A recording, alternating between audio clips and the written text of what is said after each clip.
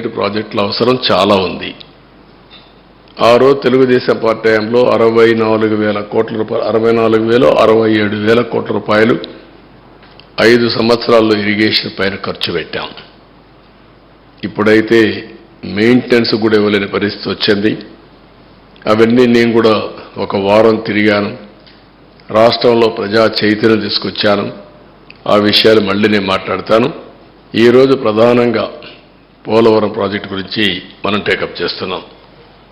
ఇప్పుడు మీరు ఒకసారి చూస్తే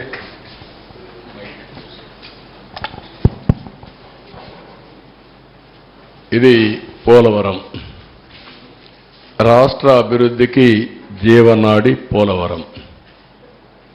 రాష్ట్రానికి 2 ప్రధానమైనటువంటి ప్రాజెక్టులు, ఒకటి అమరావతి, ఒకటి పోలవరం.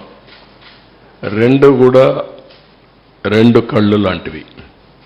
ఈ 2 ప్రాజెక్టులు కానీ మనం పూర్తి చేసుకుంటే విభజనలో జరిగిన అన్యాయాన్ని కానీ మనం ఏ విధంగా నష్టపోయామో ఆ నష్టాన్ని పూడ్చుకునే అవకాశం ఉంటుంది.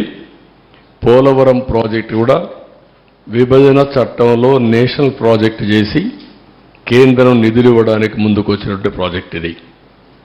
నదుల అనుసంధానానికి గుండె పోలవరం. ఇటువంటి పోలవరానికి జగన్ ఒక శాపంగా మారాడు. ఏ విధంగా శాపంగా మారాడు? ఏ విధంగా ఒక క్షమించరాని నేరం, జాతికి జరిగిన విద్రోహం. దీన్ని ఎవరైనా సరే రాజకీయాలకు అతీతంగా, కులాలకు అతీతంగా, మతాలకు అతీతంగా, ప్రాంతాలకు అతీతంగా నిర్మోహమాటంగా ఖండించాల్సిన అవసరం ఉంది. నిలదీయవలసిన అవసరం ఉంది. రాష్ట్రాన్ని నాశనం చేసే హక్కు ఎవరికీ లేదు. చేత కాకపోతే ఇంట్లో ఉండొచ్చు, కానీ ఒక మభ్య పెట్టి పదవి పొంది తద్వారా మోసం చేయడం చాలా దారుణం. ఆ విషయం నేను మీ ద్వారా ప్రజల దృష్టికి తీసుకొస్తున్నాను. నెక్స్ట్, ఆంధ్రప్రదేశ్ వ్యవసాయ రాష్ట్రం. దక్షిణ భారతదేశంలో నీళ్లుండే ఏకైక నది గోదావరి. మనం లోయర్ రైపేరియన్ కింది రాష్ట్రంలో ఉన్నాం. మన దగ్గర నుంచి నీళ్ళన్నీ సముద్రానికి వెళ్తాయి. దగ్గర ఆవరేజ్న 3,000 టీఎంసీ నీళ్లు తలసరి ప్రతి ఒక్క సంవత్సరం సముద్రంలోకి వెళ్లే పరిస్థితి ఉంది.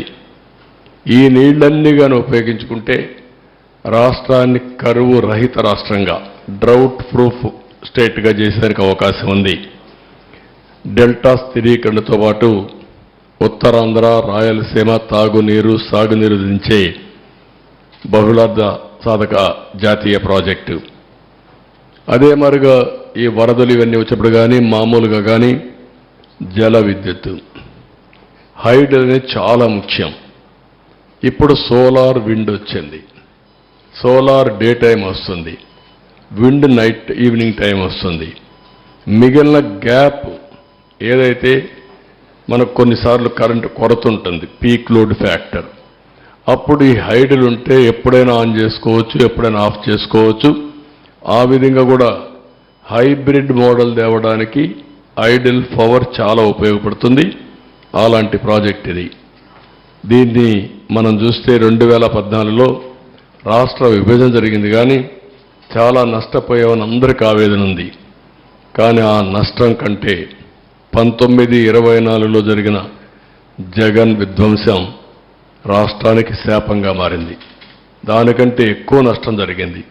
ఇది రాష్ట్రంలో ఉండే ప్రజానీకం అంతా కూడా చర్చ చేయాల్సిన అవసరం ఉంది.